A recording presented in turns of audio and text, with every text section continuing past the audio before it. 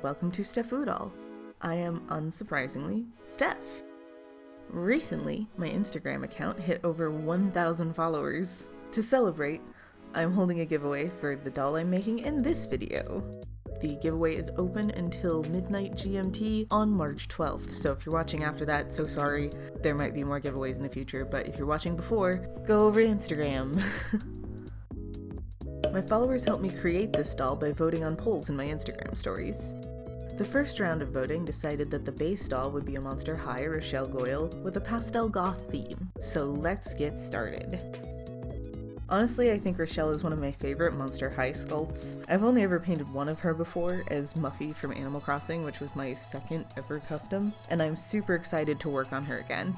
I warm up the head with a hairdryer to make it nice and squishy and easy to remove.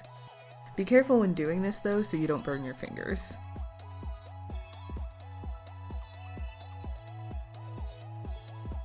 Next, I cut her hair as close to the scalp as I can. Not saving it this time since it's a bit scraggly and gross from the glue inside the head. Then I use a screwdriver to scrape out the rest of her hair and glue from the inside and remove it with tweezers. This is one of the most satisfying parts of a custom. For stubborn individual hairs, I pluck them out with tweezers from the outside. You can see here that the holes left in her head are quite large, and I'm kind of scared of the vinyl ripping. But I saw a trick on Instagram a while back that I want to try. I hit the head with my hairdryer again, focusing on the front of the head, where the holes were a bigger problem. And look, the heat made the holes shrink. Fantastic. Time to remove the factory paint using pure acetone.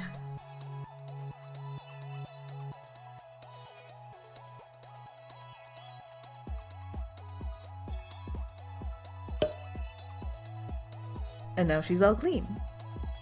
To prepare for the reroot, I paint her scalp black with acrylic paint and seal it in with 2 layers of matte Mod Podge. I'll be rerooting her with these lovely colors of nylon from Doll Hair Emporium, formerly Retro Dolls UK. For her hairstyle, a wavy bob won the vote, so we'll style it that way towards the end of the video. And for the color arrangement, peekaboo was the most popular. And here's the result. Because I want to make sure her hair is extra secure, I'll be adding some of this all-purpose glue and spreading it around with a Q-tip. Let's work on the clothes! I knew I wanted to make something like the Snap Stars top, and it fits the Monster High body pretty well, so I'll use it to draft a pattern. First, I did a sketch of what I wanted to make. I lay the Snap Stars top on my graph paper and trace around the top and side, not including the sleeves. My graph paper has 5mm squares, or half a centimeter, if you want to recreate this, but keep in mind I work with tiny seam allowances, so you may have to adjust for that.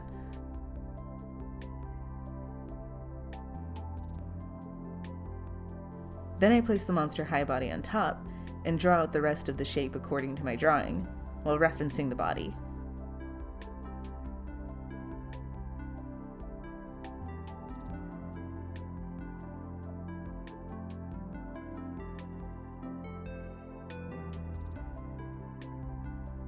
Then I trace around the sleeves and use the doll's arm to determine the length.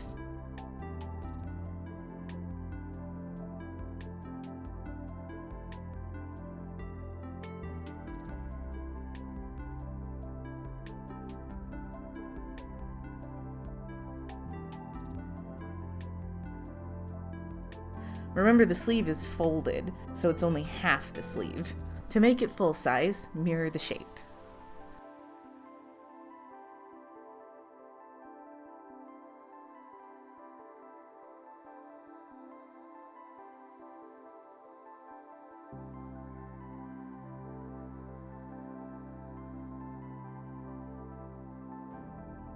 I draw a dotted line down the center of the front piece to make the pattern for the back pieces. With the doll as a guide, I roughly sketch the pocket. Then I duplicate it as its own pattern piece and add a bit for seam allowance.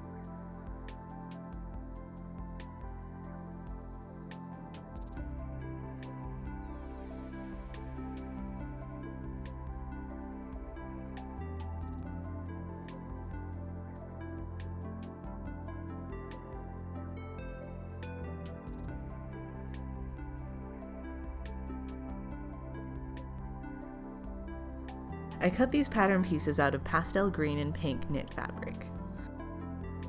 I start by sewing the sleeves to the body pieces, good side to good side. I use a backstitch for pretty much everything as it's both strong and flexible.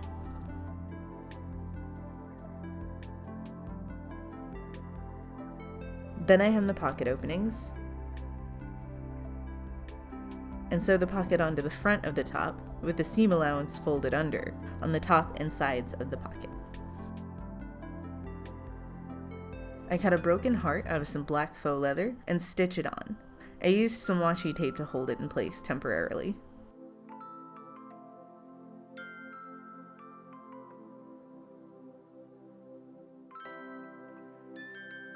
To make the lacing on the sleeves, I use washi tape as a guide for where I want it, and I mark the tape next to the places I'm going to snip holes for the ribbon to go through.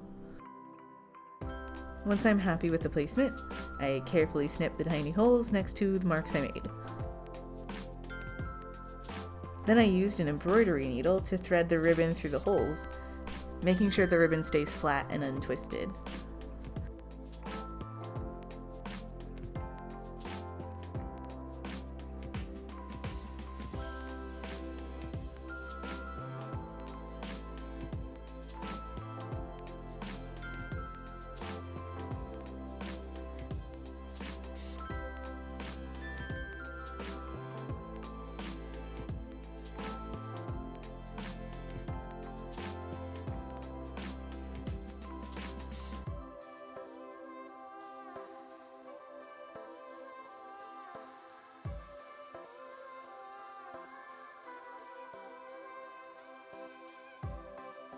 I adjust the ribbon as needed and then trim off the excess length. Then I sew the ends of the ribbon together. I repeat this on the other sleeve. Removing the tape was really satisfying.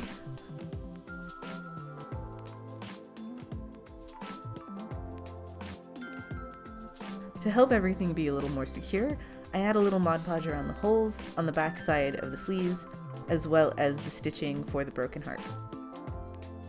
Once dry, I hem the neckline of the top. I made a pattern for the sleeve cuffs, cut them out of black knit fabric, fold them in half lengthwise, and stitch them to the sleeves, like so.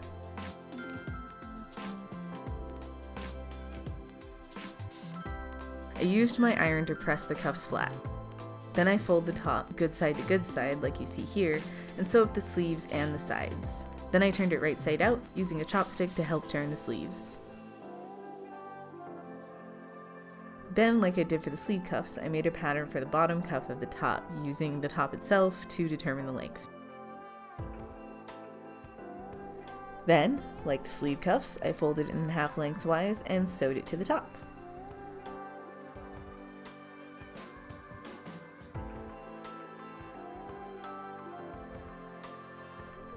Then I pressed it with my iron to get everything to lay flat.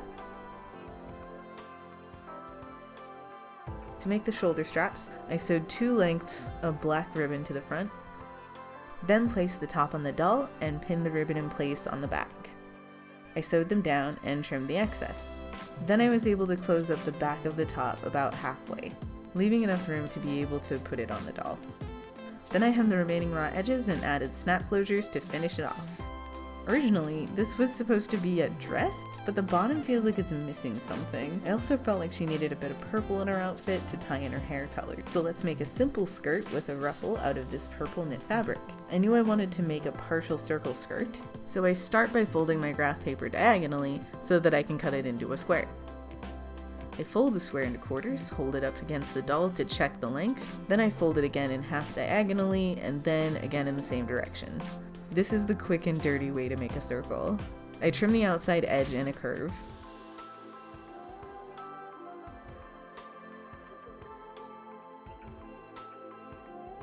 And look, it's round.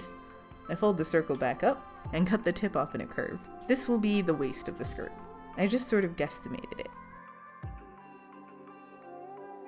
I try the pattern on the doll as a half circle skirt to get a feel for it. Then I adjust the cut for the waist. A half circle skirt seemed too big and a quarter too small, so she'll have a 3/8 circle skirt. I cut it out of the purple fabric, then used the leftover paper from when we made the square to make a pattern for the ruffle. I placed it on a fold to make it double length and cut it out. Then I unfold it and then fold it again, but in half lengthwise this time, and pin.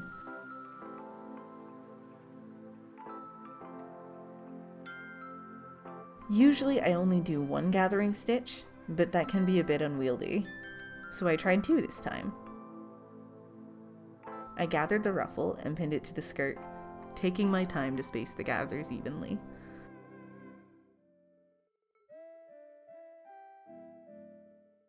Then I was able to sew the ruffle on in the gap between the gathering stitches, and it was so much easier than normal. Having 2 lines of stitches makes the area I'm sewing down more stable. Definitely doing this again. Once done, I removed the gathering thread. Then I folded the ruffle down and top stitched the seam allowance to the main body of the skirt to keep it in place. To reduce bulk, I decided to simply hem the top rather than adding a waistband. As with the top, I matched up the back seam, good side to good side, and stitched about halfway up. Then I hemmed the remaining raw edges and added snap closures to finish it off.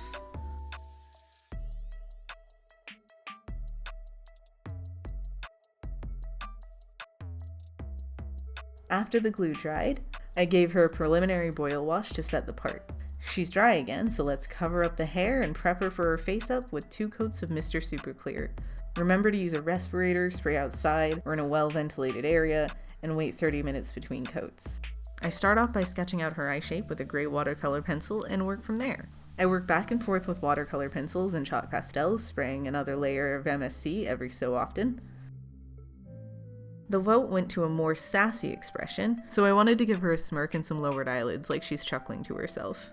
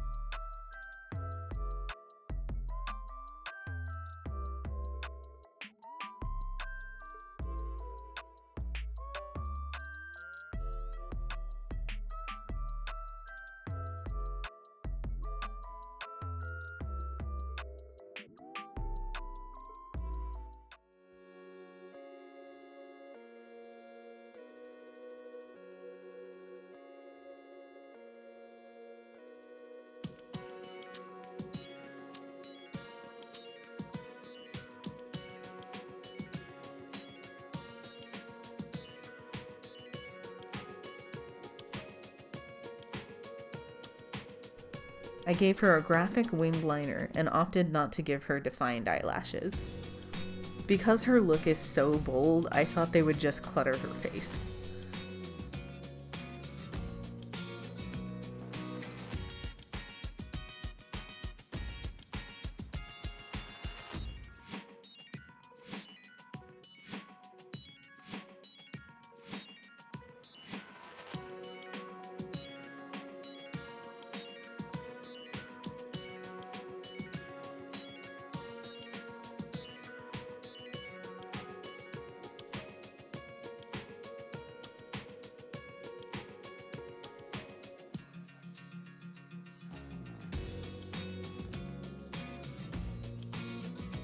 I can't get my white pencils to build in the eyes again, even on Rochelle's light gray skin tone, so I turn again to white Liquitex acrylic ink, which is honestly for the better as it allowed me to change the iris color to pinks and purples as well.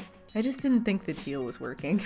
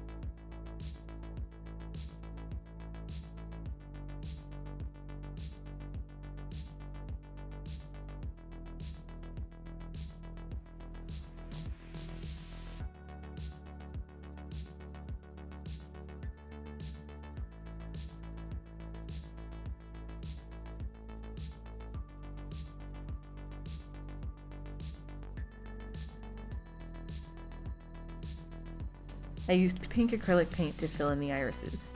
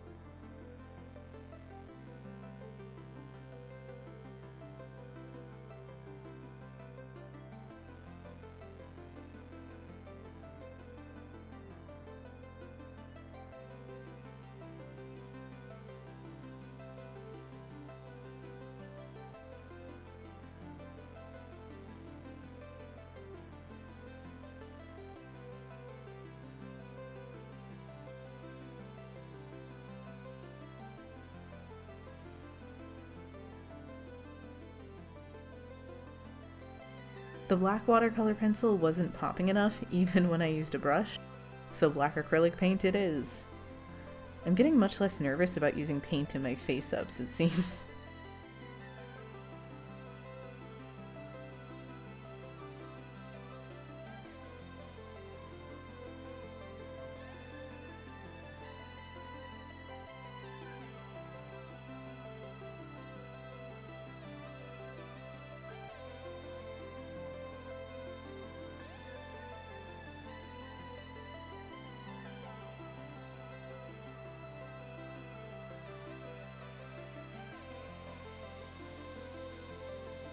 I used a dotting tool to add her eye shines, and added a couple more subtle highlights with a brush.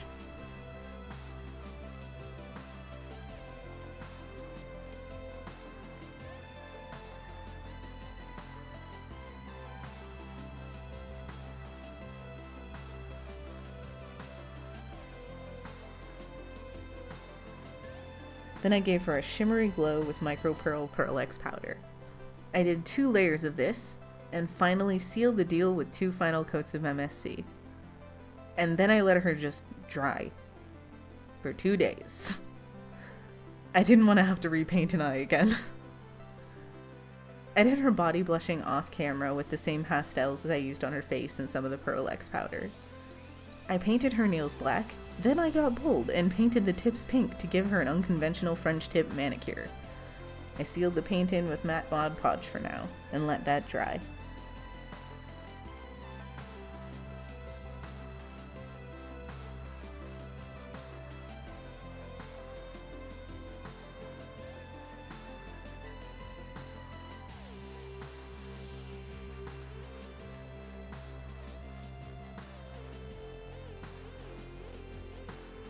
After I unwrapped her hair, I gave her a second boil wash, protecting the face with bubble wrap, and reattached her head to her body once it was dry.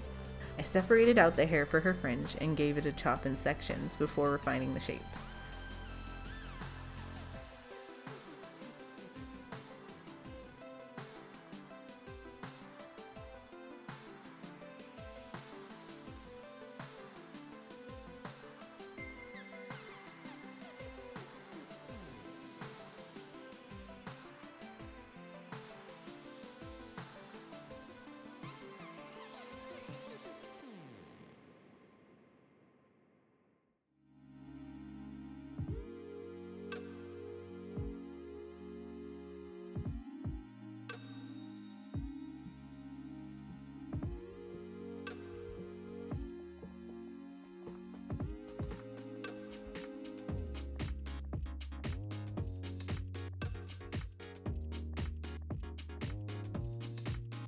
Then it was time to braid.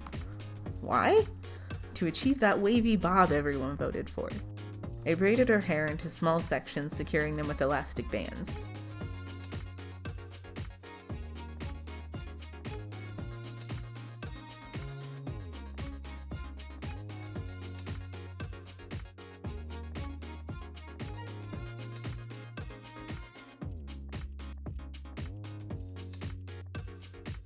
To set the curl, we need to dunk the hair in boiling water for about 10 seconds or so, and then ice water.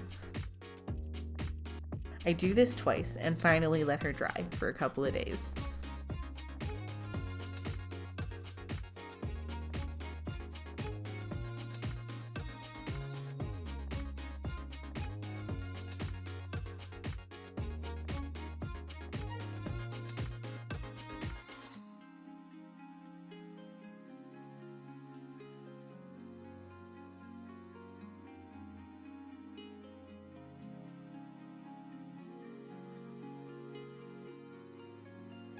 Then I can remove the elastics and use the end of my rat tail comb to separate the braids.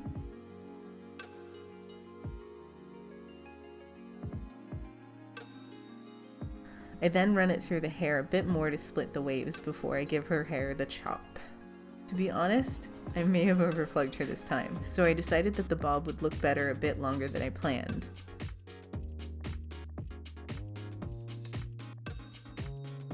I wrapped the top of her head in cling film to counteract some of the poof, and let her sit like that for another day.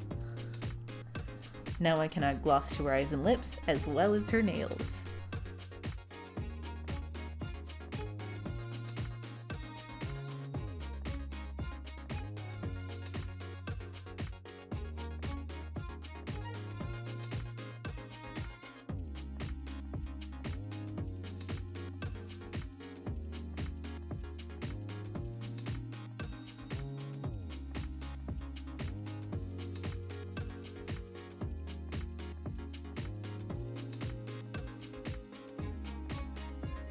So, we have our doll.